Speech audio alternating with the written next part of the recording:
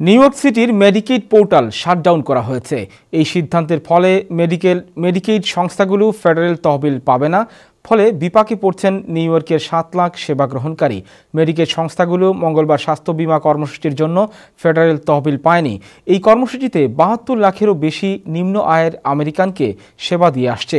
Democratic আইন প্রণেতাদের পরে white house বিষয়টি নিশ্চিত করেছে। এদিকে যুক্তরাষ্ট্রের একটি ফেডারেল আদালতের বিচারক ট্রাম্প প্রশাসনের সমস্ত ফেডারেল সহায়তার পরিকল্পনার বাস্তবায়ন সাময়িকভাবে স্থগিত করেছেন।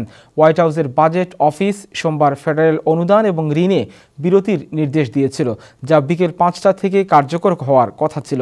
আদালতের নতুন আদেশ ট্রাম্প প্রশাসনের সম্ভাব্যভাবে ট্রিলিয়ন সরকারি ব্যয়কে প্রভাবিত ছাড়াও লাখ লাখ আমেরিকানকে প্রভাবিত করে এমন পাবলিক প্রোগ্রামগুলো বাধাগ্রস্ত করতে পারে।